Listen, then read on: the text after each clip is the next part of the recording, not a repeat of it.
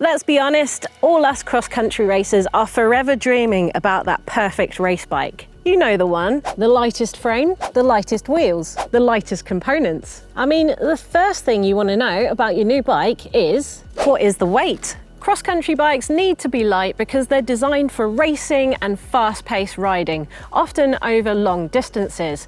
Now, the lighter the bike, the easier it should be to accelerate and climb and maintain speed. Or is it all just in our heads?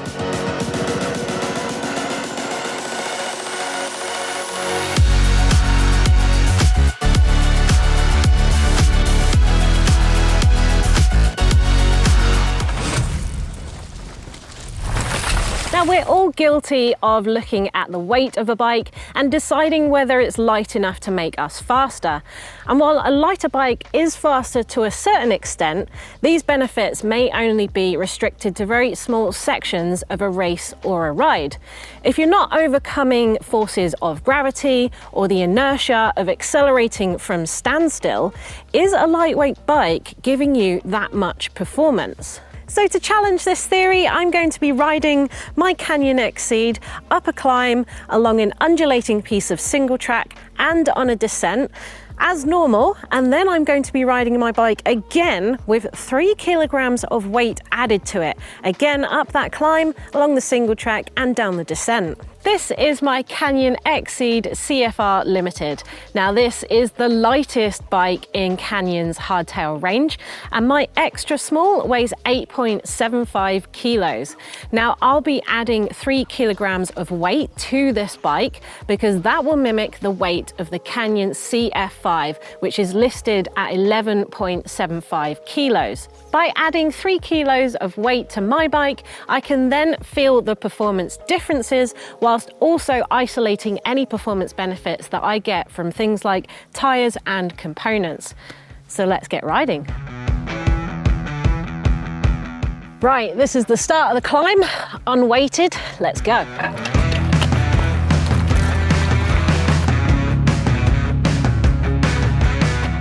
In climbing, we talk about power to weight a lot. The power to weight ratio is a measure of a cyclist's power output relative to their body weight. Cyclists with a higher power to weight ratio will climb faster than those with a lower ratio. So to go faster, you will need to get lighter or get stronger. However, the weight of the bike itself is not included in the power to weight ratio. A lighter bike may simply require less energy to move up the inclines and to accelerate, but will a lighter bike actually make me faster up hills? Let's find out. That was fun, sort of. So it'll be interesting to see what that is like weighted. I'm sure it'd be slower to get off the start line, but the main bit of fire road I feel like would be the same, but maybe the technical rocks at the top of this might be harder with a weighted bike. But well, there's only one way to find out. Time to add some weight to my poor XC bike. Right, 1.5 litres. That'll be about 1.5 kilos. I'll get a strap on that as well so it don't come out. I've got a trusty saddle bag here, which, well, need to carry a multi-tool, surely. So pop that in there, pop another one in there, maybe another one. CO2 canister. Oh, it's quite full. Get in there, and I think might as well go with a tubeless tyre repair. I mean, this is quite a realistic amount of kit that will take on an all day's ride, actually. 3 kilos, wow. Right, let's see what we're working with here. Oh, bit of a lump. We've done it. We're over by about 100 grams, but that's just over 3 kilos. I'm happy with that. Let's see how she goes. Okay, Exceed, weighted test. Let's go. Oh, it's slow off the line, to be expected.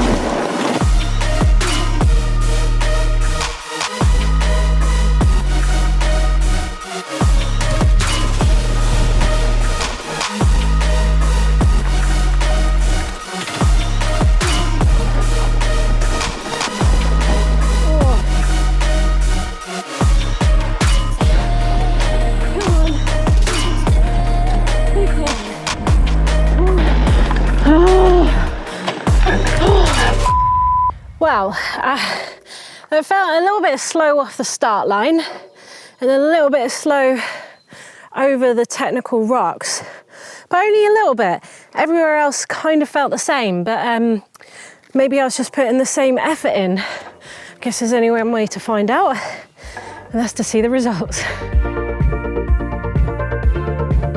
Right, single track section, unweighted, on my starting rock. Let's go.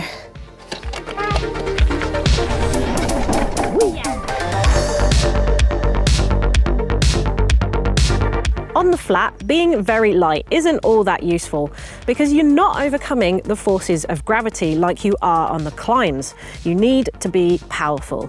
In fact, the weight of the bike may have little to no impact on speed, especially compared with other factors such as aerodynamics and rolling resistance.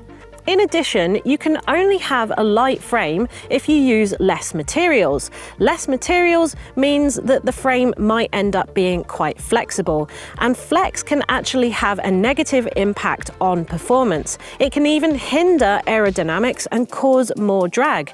It may even compromise the bike's durability, stability, handling, or even the ability to accelerate as you put the power down through your flexible frame.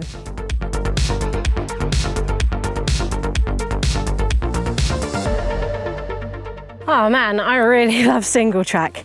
Interestingly, yesterday I rode this same track on my enduro bike and I felt faster yesterday. But is that because the enduro bike is slacker? Is it because it's a full sus? Or is it because it's heavier and it carried the speed? I guess there's only one way to find out. Let's get weighted up. Okay, weighted run on the single track. Let's go. Whoop.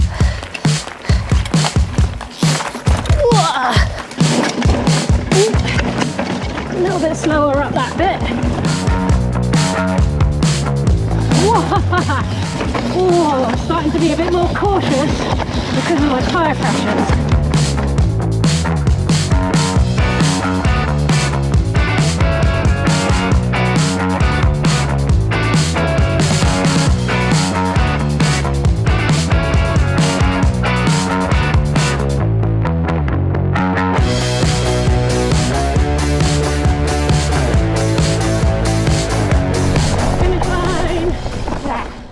Really interesting. I felt like I had to put a little bit more effort into the slight inclines and trying to get over the big rocks, but everywhere else felt the same. In fact, it actually felt quite stable. Certainly in the rough stuff, I felt like I was getting bounced offline less, which is nice. So it felt good, but I guess only the results will tell. Onto the descent now. Okay, time for the descent, unweighted. Let's go.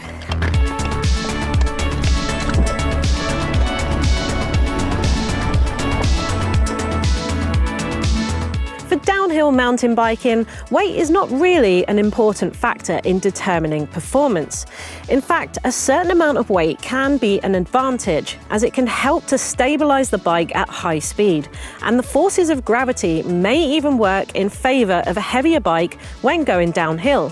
Some riders report that they prefer the feel of a heavier bike as it sits deeper into the suspension's midstroke, which gives a plusher, more supportive feel.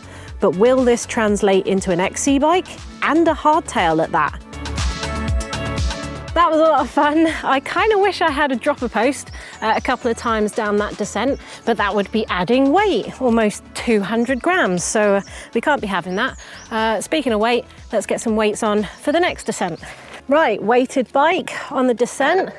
Let's go.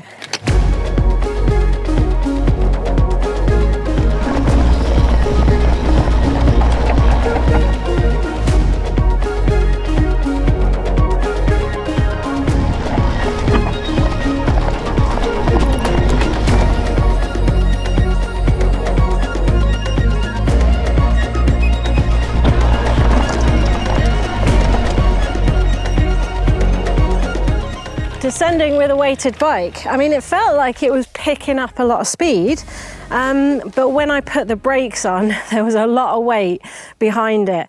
So there was a lot of skidding when I put the brakes on. Okay, the results are in, and I'm really surprised by the difference it made, actually.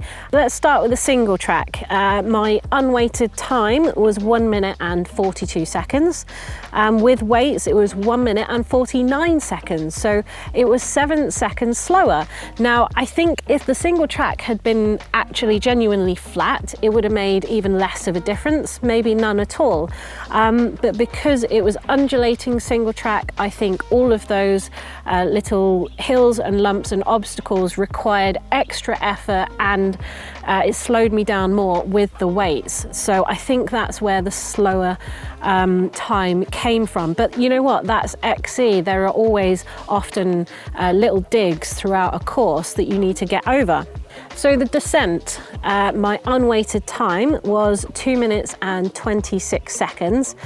And this surprised me, 2 minutes and 35 seconds for the weighted bike. I didn't expect that big a difference. I think it's because the track was quite loose, and with a heavier bike, it was really hard to control under braking. So there was a lot of skidding, there was extra braking because I was trying to control the heavier weight, whereas with the lighter bike, I could just dab the brakes and keep my momentum.